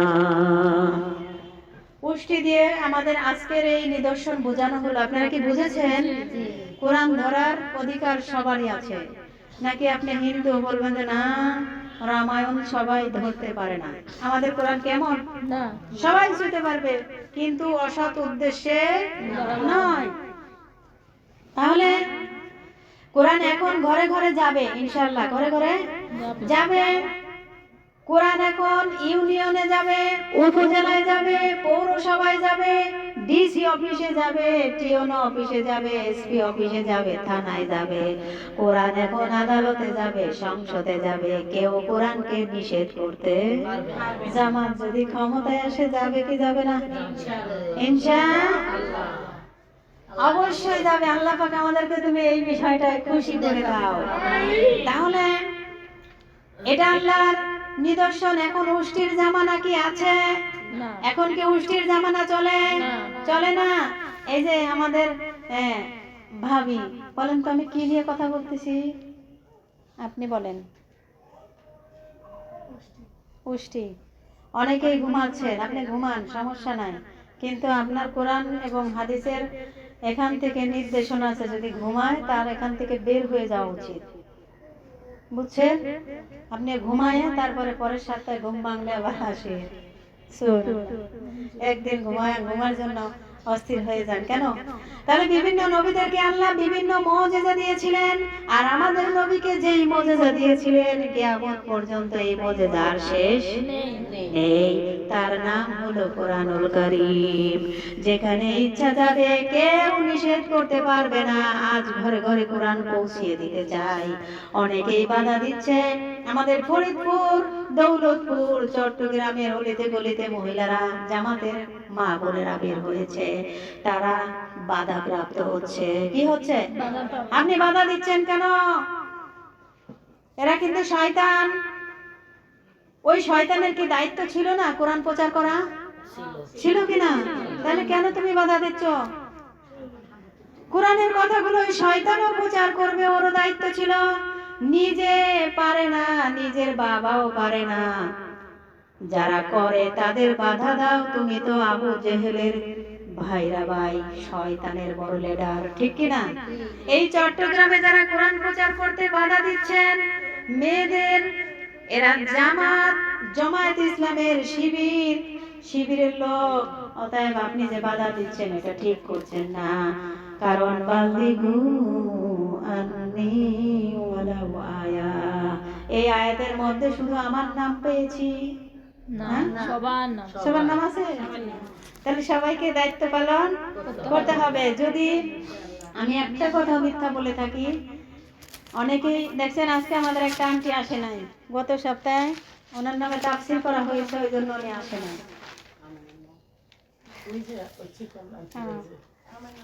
এই জন্য আমি এখান থেকে আরেকটা কথা বলি, মানুষের সাথে মানুষের সবার সাথে সবার একরকম ভালোবাসা থাকে না, থাকে থাকে যেমন আল্লাহকে আমরা ভালোবাসি এবং আল্লাহকে যারা ভালোবাসে আমরাও তার ভালোবাসা চাই, ঠিক কি না? তাহলে আল্লাহর জন্য আমাকে যারা ভালোবাসে, মনে করেন ওই যে মিতু বসে আছে ওখানে, মিতু আসছে, মিতু বসে আছে, মিতু আমাকে ভালোবাসে কার জন্য? আল্লাহর জন্য। এখন মিতু যদি ফেন্সি ভাবির কাছে গিয়ে বলে, ফেন্সি ভাবি না, মানে ফেন্সি ভাবি মিতুকে বলবে, কারণ ফেন্সি ভাবি আমার সম্পর্কে মিতুর চাইতে ভালো জানে, মিতুর চাইতে ভালো জানে। ফেন্সি কি করতেছে, মিতুরে টুক করে মিতুরে দেখতেছে আমার প্রতি ভালো একটা, সে অনুসরণ করতেছে আল্লাহর জন্য। কার জন্য? আল্লাহর জন্য অনুসরণ করছে, কিন্তু ফেন্সি সুন্দর করে কিন্তু তারটা কেটে দিয়েছে। কি দিয়েছে? তারটা কেটে দিয়েছে। তারটা কিভাবে কোন ভাবে কেটে দিলেন এটা আমার কিচ্ছু যায় আসে না, কারণ আমি আল্লাহর চাকরি করি, আপনার দাস নয়। আমি কার দাস? আপনি গুনাহ করছেন, এটা আমার কিচ্ছু যায় আসে না। এরকম অনেক মানুষ আছে আমার উপরে উল্টা ধারণা সৃষ্টি করে দিয়েছেন। আমাকে আল্লাহ যতক্ষণ কথাগুলো বলায়, আমাকে আল্লাহ যতক্ষণ কথা বলায়, আমি কিন্তু কথা বলবোই। আমি আমি ওনাকে নিয়ে বলি নাই, চুপ করেন। উনি অনেক ভালো ভালো আমাকে ফলো করে, ঠিক আছে। ওদিনকে উনি বলছে আমি উল্টা। এটা কি? এটা হলো রাফাইয়াদা। এটা কি? আপনি যান গুগলে সার্চ দেন, রাফাইয়াদা করেছেন আমার নবী মুহাম্মাদুর। তো নামাজের মধ্যে একটু রাফাইয়াদা করলে আমি যদি নাম্বার পাই, ছাড়বো কেন? এটা কি বেদাত ভাবি? এটা কি বেদাত? না করলে গুনাহ নাই। হ্যাঁ, না করলে গুনাহ না। তাহলে আপনি তো কত সুন্নাত পালন করেন, এর ভিতরে যদি ধরি কতগুলো আপনি বাবার জীবনে নিয়ে আমল করতেছেন, তাহলে অতএব ইসলাম প্রচারের দায়িত্ব যারা যারা নিয়েছে, এরা যদি ইসলাম বাদে ভুল কথা বলে আপনি প্রতিবাদ করবেন। কি করবেন? অবশ্যই ভুল কথা বললে প্রতিবাদ করবেন। তাহলে খারাপ উদ্দেশ্য নিয়ে কোরআনের কাছে গেলেন, ফাইয়াখুযাকুম আযাবুন আলীম, তাদেরকে আমার আল্লাহ আযাব দেবেন, কঠিন যন্ত্রণাদায়ক আযাব আল্লাহ আমাদের দিবেন যদি খারাপ উদ্দেশ্য নিয়ে কোরআনের কাছে আসেন। আজকে এখানে যারা এসেছেন খারাপ উদ্দেশ্য নিয়ে কারা আসছেন বলেন? তাহলে আল্লাহ আযাব দিবে। কি করবে? আল্লাহ আমাদেরকে হেফাজত করেন। আমি কি উদ্দেশ্যে আসছি বলি এটা? বলেন। আমি বাড়িতে গেছি না গত সপ্তাহে, আমার ইবাদতের আমলের একটু ঘাটতি এসে গেছে। মানে মানে বুঝাইতে পারবো না, একটা মহব্বতটা একটু মানে নিতে পারতেছি না। এখন আজকে আসতেছি আর মনে মনে মাথায় ব্রেনে কাজ করতেছে যে আজকে তালিমে যাচ্ছি, ইনশাল্লাহ পাই যাবো। ওই নিয়ে আলহামদুলিল্লাহ। তাহলে আমাদেরকে আল্লাহ হেফাজত করুন এবং এই জাতিকে হেফাজত করুন। বলেন আমিন। এত বড় নিদর্শন পেয়েছেন আপনি, টের পান? তাসলিমা আপা, কত বড় নিদর্শন কোরআন আপনি পেয়েছেন, টের পান? কত বড় নিয়ামত এটা, কোরআনুল কারীম নিয়ামত নয়? কত বড় নিয়ামত পেয়েছেন আপনি, কিন্তু চিন্তাও করলেন না। রব্বুল আলামিন বলেন সূরা আহজাব, কি সূরা? 72 নম্বর। রব্বুল আলামিন বলেন, ইন্না আরাদনা আমানাতা আলাস সামাওয়াতি ওয়াল আরদি ওয়াল জিবালি ফাআবয়ানা আইয়াহমিলনাহা وأشفقنا منها وحملها الإنسان إنه كان ظلوما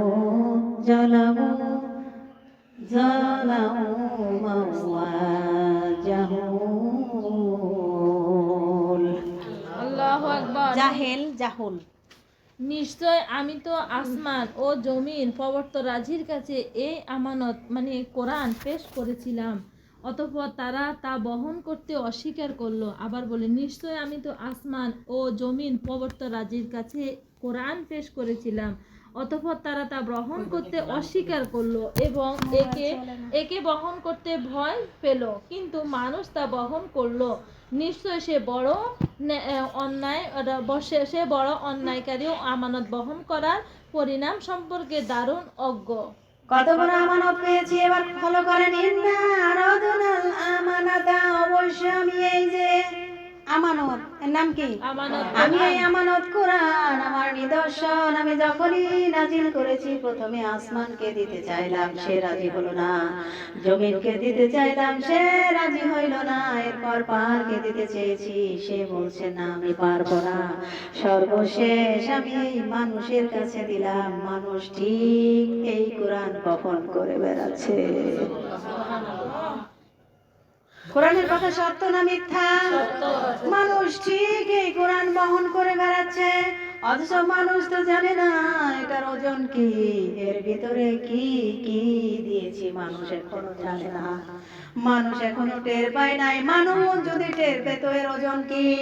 আমি আপনাদের আবারও বলছি, এই কোরআনটা সরল অর্থ যদি আপনার ভাষায় আপনি ভেঙে ভেঙে পড়েন, এর ভিতর যে কত নিয়ামত আছে আপনি কিন্তু টেরও পাচ্ছেন না। অতএব এই মানুষও 72 নম্বর। নিতে রাজি হতো না। কি আল্লাহ বলছে এর ভিতরে যে কি ওজন আছে, এটা যদি মানুষ একটু বুঝতো, ওরাও কোরআন নিতে চাইতো না। ওরাও কোরআন নিতে এত বড় বিশাল আমানত আমি যদি পাহাড়ের উপরে নাজিল করতে চাইতাম, লাউ আনজালনা হাযা কুরআনা আলা জাবাল। সূরা হাসর 21 নম্বর আয়াত। কত নম্বর? 21 নম্বর। আল্লাহ পাক বলেছেন আমি পাহাড়ের উপরে যদি নাজিল করতে চাইতাম, লাবাইতাহু খাশিয়াম মুতাসাদ্দিয়াম মিন খাশায়াতিল্লাহ। আপনি দেখতেন, ও নবী আপনি দেখতেন পাহাড় আল্লাহর ভয়ে খুশি খুশি পড়তো।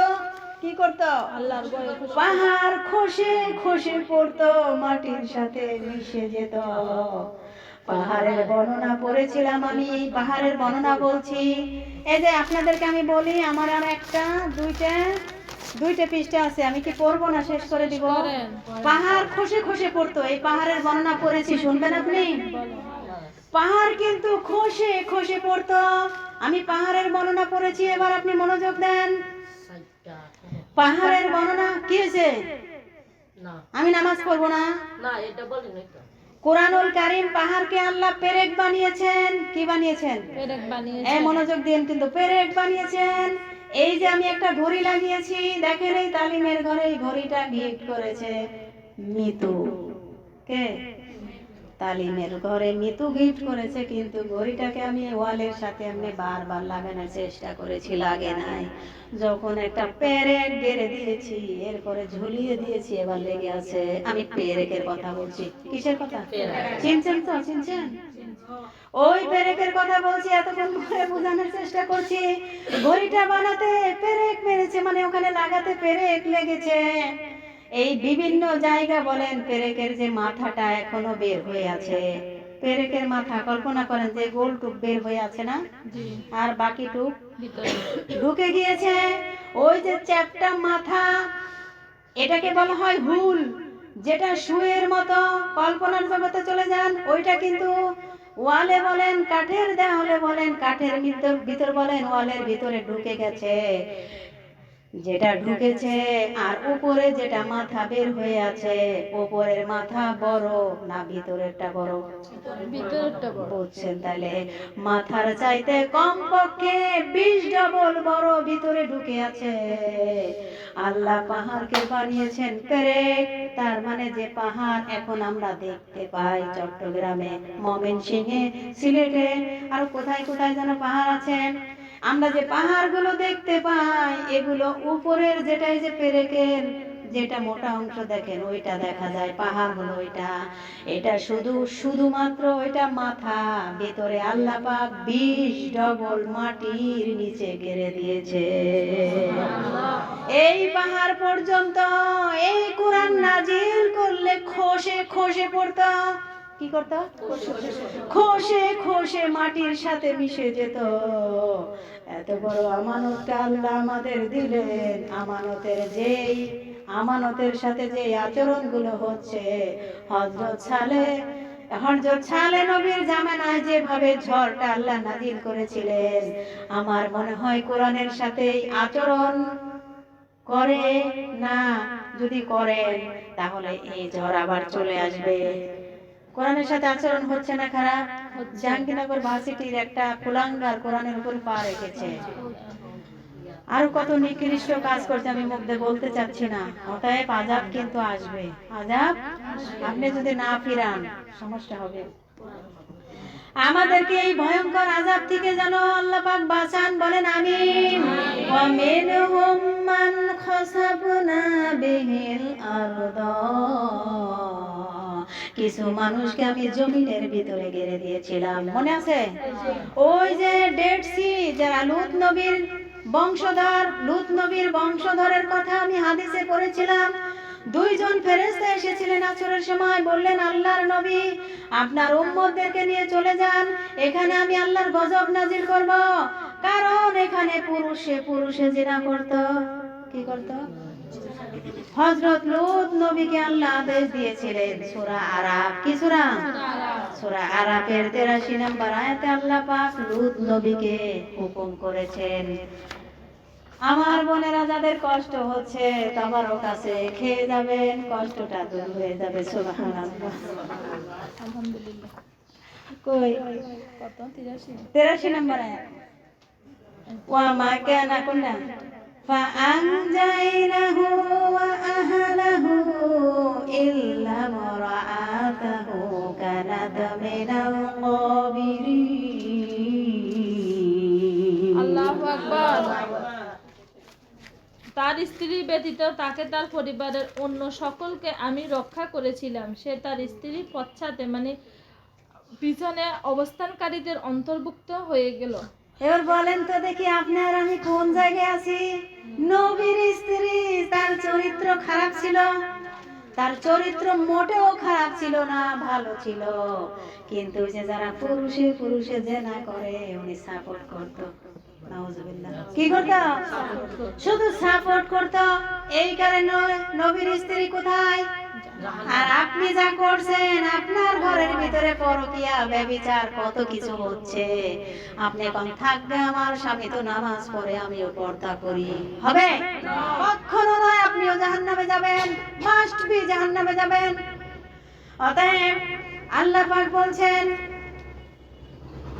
হে নবী আমি আপনাকে আর আপনার আহল পরিবার এই দুইটাকে বাঁচাবো, কিন্তু ইল্লা মুরাআতা, এই পরিবারের ভিতরে একজন মহিলা আছে, ওইটা আপনার স্ত্রী, ওইটা বাদ দিয়ে কানাত মিনাল গাবিরিন, কারণ সে পশ্চাৎ অবলম্বনকারীদের অনুসন্ধান করছে, পিছনে ছিল। হযরত লূত নবীর জামানায় সব ধ্বংস করে দিয়েছেন আল্লাহ, শুধু লূত নবীকে আর তার আহাল পরিবারকে বাঁচিয়েছিলেন, বলেন সুবহানাল্লাহ। আজকের এই কথাগুলো শোনার পরে যদি আপনারাও রবের দিকে ফিরে আসেন, আমার নবী মুহাম্মদুর রাসূলুল্লাহর উম্মতের খাতায় আপনার আমার নামটাও চলে যাবে। অতএব আমরা পশ্চাতে থাকতে চাই না, যে যতটুকুন করবে আপনি বলে দিবেন, কি করবেন? নাকি বেশি বছর বেঁচে থাকতে চান? তারপরেও কি মরা লাগবে কিনা? মরতে হবে। অতএব আমরা সত্য কথা বলার চেষ্টা করব, ইনশাআল্লাহ। আচ্ছা, শেষ হয়ে গেছে। তাহলে নবীর স্ত্রীর চরিত্র খারাপ ছিল না। অতএব লূত নবীর স্ত্রীর চরিত্র হিন্দের সাপোর্ট করার কারণে আল্লাহ জাহান্নামে দিয়েছে। একটা নবীর স্ত্রীকে আল্লাহ ছাড়ে নাই। আর আপনি আমি তো সাধারণ মানুষ, আশা করছি আপনি বুঝে ফেলেছেন। বুঝছেন কিনা? আপনার আশেপাশে মানুষ পরকীয়া করছে, সুদ খাচ্ছে, ঘুষ খাচ্ছে, জেনা করতেছে, এগুলো বিচার আপনার মুখ দিয়ে করবেন তো? না করলে আপনি একলা একলা মরবেন না, আমাদেরও মরবেন। এই জন্য কোনো সময় মাথা টাথা গরম হয়ে গেলে কারো উপরে যেন কি হয়ে যায় আল্লাহ জানে। ওয়ামিনহুম মান আগরাকনা, আমি কাউকে ডুবিয়ে দিয়েছি জমিনের ভিতরে, ভরাট করে দিয়েছি, কাউকে ডুবিয়ে দিয়েছি এই পৃথিবীর ময়দানে। আমি কারো উপর অত্যাচার করি না, মানুষ নিজেরাই নিজেদের উপর অত্যাচার করে।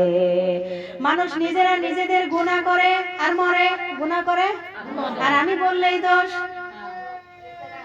আমি একটা হাদিস পড়েছি, শেষ হাদিসটাই শেষ আজকের আলোচনা। তিরমিজি শরীফ এসেছে, ইবনে মাজাহ শরীফে আছে।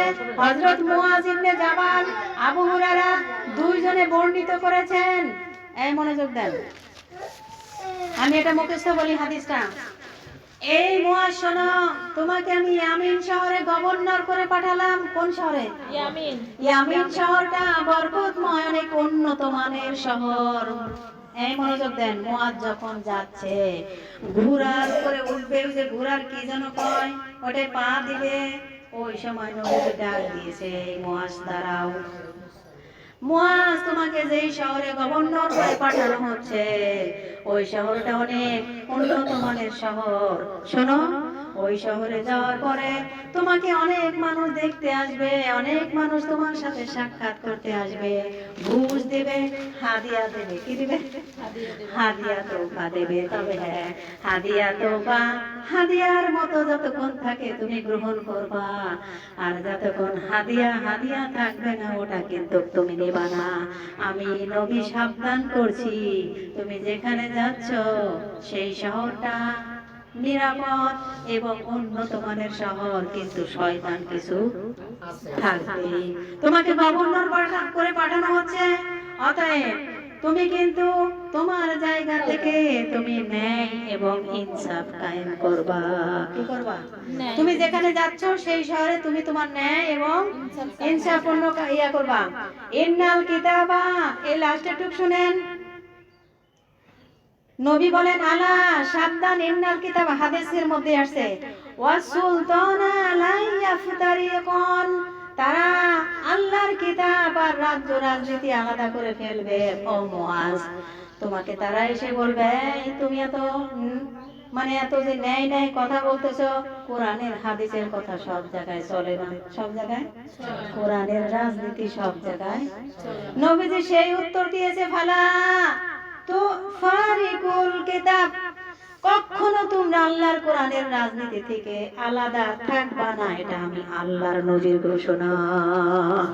অতএব রাজনীতি করবা কোরআনের কিসের? কোরআনের। নবী বলেছে। আপনি হাদিসটা খুঁজে বের করেন, আপনি যদি বলেন রহিমা তুমি রাজনীতির কথা বলো কেন, তো কোরআনের মধ্যে আল্লাহর নবী বলেছে, আমি বলবো না, আমি যেই শহরে যাব সেই শহরেই বলবো। হুকুম করেছে কে? আপনিও বলেন। তাহলে আমরা অবশ্যই অবশ্যই নবীর এই কথাগুলো কোরআন এবং হাদিস থেকে আমরা বেছে বেছে রাজনীতির কথাগুলো বলবো ইনশাআল্লাহ। আমাদেরকে আল্লাহ পাক আজকের আলোচনা থেকে যে শিক্ষাগুলো নিতে হবে ওগুলো যারা বুঝেছেন আলহামদুলিল্লাহ। আমার এটা দেন, এটা ছোটটা। তাহলে যারা বুঝেছেন আজকের আলোচনা থেকে বুঝেছেন তো শোয়েব নবীর জামানায় কেন আজকে আফা সময় নষ্ট করলো? আমি কি সময় নষ্ট করছি? ওই জামানায় যে গুনাহগুলো হয়েছিল আমাদের জামানায়ও আছে।